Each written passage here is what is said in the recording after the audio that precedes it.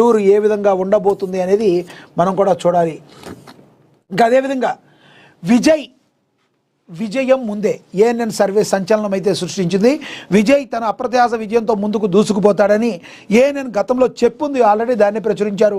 52% మొగ్గు విజయ్ వైపే లక్షలాది మందికి పైగా అభిప్రాయం. ద్రవిడ కోటల పతనాన్ని 6 రోజుల ముందే పసిగట్టింది ఈ సర్వే. Social media political sensation Tamil Nadu CM ఎవరవుతారు అన్నప్పుడు స్టాలిన్కి 38, పళనిస్వామికి 9, దళపతికి 52. మరి తమిళనాడు రాజకీయ ముఖ చిత్రం ఏ విధంగా మారబోతుందో 6 రోజుల క్రితమే ఏఎన్ఎన్ తెలుగు నిర్వహించిన ఒక డిజిటల్ సర్వే కళ్లకు కట్టినట్లుగా చూపించింది. ఎన్నికల ఫలితాలపై సర్వత్రా ఉత్కంఠ నెలకొన్న తరుణంలో ఛానల్ నిర్వహించిన పోల్ ప్రజలు తమ అభిప్రాయాన్ని కుండబద్దలు కొట్టారు.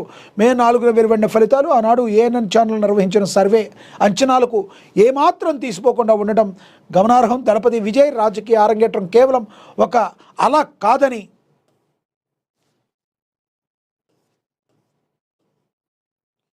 అది ద్రవిడ రాజకీయాలను ముంచెత్తబోతున్న సునామీ అని ఈ సర్వే ముందు తేల్చి చెప్పింది.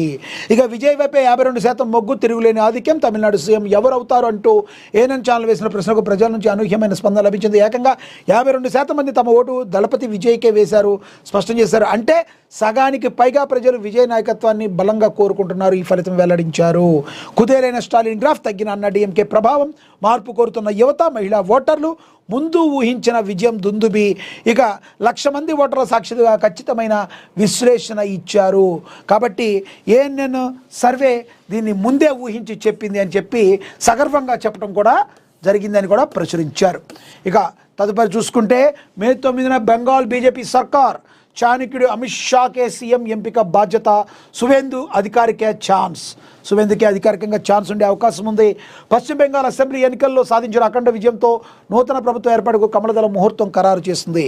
అమిత్ షా వస్తే మంత్రినే ఇక్కడ ఉండనయ్యమంటూ మరి గతంలో జస్ట్ కొన్ని రోజుల క్రితం మరి మమత చేసిన వ్యాఖ్యలు మనందరికీ తెలుసు. మరి ఈ రోజున అమిత్ షాకే ఈ యొక్క ఎవరైతే ముఖ్యమంత్రిగా ఉండాలో అమిత్ షాకే నిర్ణయాన్ని వదిలేశారంట. ఇక బెంగాలీ సంస్కృతి వారసత్వాన్ని సెంటిమెంట్ దృష్టిలో ఉంచుకొని మే 9వ తేదీన అట్టహాసంగా ప్రమాణ స్వీకారం నిర్వహించబోతుందుకు పార్టీ అధిష్టానం భారీ స్థాయిలో సన్నాహకాలు చేస్తుంది. ఈ ప్రమాణ స్వీకారోత్సవానికి ఎంచుకున్న తేదీ వెనుక బీజేపీ భారీ వ్యూహమే దాగి ఉంది. విశ్వకవి రవీంద్రనాథ్ ఠాగూర్ జయంతిని పురస్కరించుకొని బెంగాల్ వ్యాప్తంగా ఘనంగా జరుపుకునే పోచిసే బోయ్ షోక్ సాంస్కృతిక వేడుకల రోజే నూతన ప్రభుత్వం కొలువుదేరనుంది. బెంగాల్ ప్రజల గుండెల్లో రవీంద్రుడికి ఉన్న అత్యున్నత స్థానాన్ని, వారి సాంస్కృతిక మూలాలను గౌరవిస్తూ తాము కూడా బెంగాల్ బిడ్డలమే అనే బలమైన సందేశాన్ని పంపేందుకే బీజేపీ చారిత్రాత్మక రోజును ఎంచుకుంది. జాతీయ అగ్ర నేతలు, దేశవ్యాప్తంగా ఉన్న పలువురు ముఖ్యమంత్రులు, మేధావుల సమక్షంలో ఈ వేడుకను అద్భుతంగా నిర్వహించి బెంగాల్ అభివృద్ధిలో ఒక సరికొత్త శకానికి నాంది పలకాలని పార్టీ వర్గాలైతే భావిస్తున్నాయి. అమిత్ షాకు బాధ్యత. బెంగాల్ సీఎం ఎంపిక బాధ్యత కేంద్ర హోంమంత్రి రాజకీయ చాణక్యానికి మారుపేరుగా నిలిచి అమిత్ షాకు అప్పగించారు. ముఖ్యమంత్రి పదవికి సువేందు అధికారి పేరును అధిష్టానం దాదాపుగా ఖరారు చేసినట్లేనని సమాచారం. ఒకడపు దీదికి కుడిభుజంగా ఉండి ఆ తర్వాత బీజేపీలో చేరి పార్టీ విజయానికి అహర్నిశలు శ్రమించిన సువేందుకు కమలనాథులు అత్యధిక ప్రాధాన్యం ఇస్తున్నారు. అజేయ నాయకురాలుగా పేరు తెచ్చుకున్న మమతా బెనర్జీని నందిగ్రామ్ లాంటి కీలక నియోజకవర్గంలో ఓడించి నాయకుడిగా సువేందు అధికారి పార్టీలో ప్రజల్లో తిరుగులేని ఇమేజ్ ఏర్పాటు చేసుకున్నారు. బెంగాల్ రాజకీయాల్లో మమత 2 సార్లు ఓడించిన ఏకైక నాయకుడిగా సువేందు సాధించిన రికార్డు ఆయన ముఖ్యమంత్రి రేసులో అందరికంటే ముందు నిలబెట్టింది. క్షేత్రస్థాయిలో పార్టీ కేడర్ను సమన్వయం చేయడంలో, అధికార పార్టీ దాడులను సమర్థవంతంగా తిప్పి కొట్టడంలో సువేందు కనబరిచిన ధైర్య సాహసాలకు జాతీయ నాయకత్వం అబ్బురపడింది. రాష్ట్రం నలుమూలలా బలమైన కేడర్ ఉన్న సువేందు చేతికి పగ్గాలు అప్పగిస్తే రాబోయే రోజుల్లో పార్టీని సంస్థాగతంగా మరింత బలోపేతం చేయవచ్చునని బీజేపీ పెద్దలు లెక్కలు వేస్తున్నారు. రవీంద్రుడి జయంతి సాక్షిగా బెంగాల్ ప్రజల ఆశీస్సులతో సువేందు అధికారి ముఖ్యమంత్రిగా బాధ్యతలు చేపట్టడం లాంఛనమేనని రాజకీయ పరిశీలకులు సైతం స్పష్టం చేస్తున్నారు. పలువురు మహిళా నేతలు సైతం రేసులో ఉన్నట్టుగా దీనిలో ప్రచురించడం అయితే జరిగింది. ఇక చూస్తే గోవుల అక్రమ రవాణాను నియంత్రించాలని వరంగల్లో గోవులను రక్షించే క్రమంలో చట్టాలను అతిక్రమించవద్దని వరంగల్ పోలీస్ కమిషనర్ సంప్రీత్ సింగ్ తెలియజేశారని ప్రచురించారు.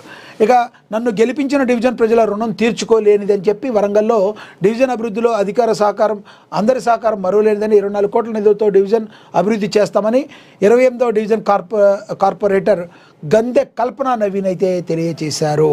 ఇక రైతు పక్షపాతి ప్రభుత్వం కాంగ్రెస్ ప్రజాప్రభుత్వం అని వరంగల్లో మరి ఈ సమావేశంలో మంత్రి కొండా సురేఖ మాట్లాడారు. ఈ సందర్భంగా వరంగల్ ఎంపీ డాక్టర్ కడియం కావ్య కూడా మాట్లాడటం అయితే జరిగింది. మనం చూడొచ్చు, సీతక్కను కూడా చూడొచ్చు.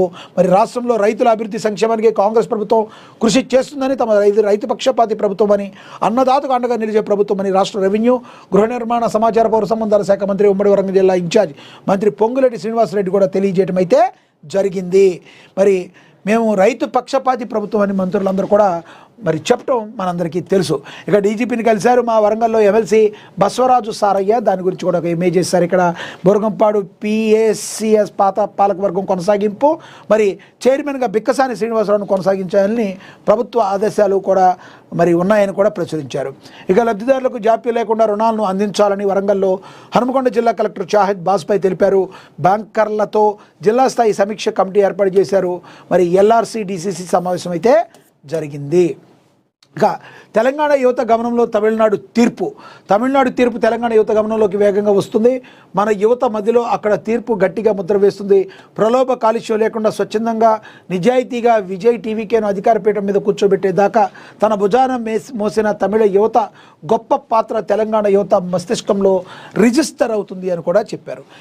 ఇల్లందుల దుర్గాప్రసాద్ అయితే ఇది రాయటం అయితే జరిగింది ఆర్టికల్.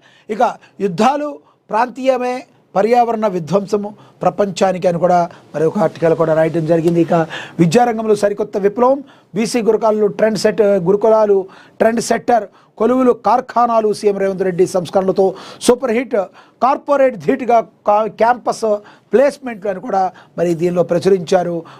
వర్గల్ కళాశాల విజయానికి నాంది అని, మొదటి సంవత్సరం నుంచే నైపుణ్యాల పెంపని, కార్పొరేట్కు పోటీగా గురుకులాలు, సివిల్స్ లక్ష్యంగా కొత్త ప్రణాళికలు, సీఎం రేవంత్ రెడ్డి సంస్కరణల ఫలితమే ఈ యొక్క విజయమని గొట్టిముక్కల బ్రహ్మచారి కూడా ఒక ఆర్టికల్ రాయటం అయితే జరిగింది.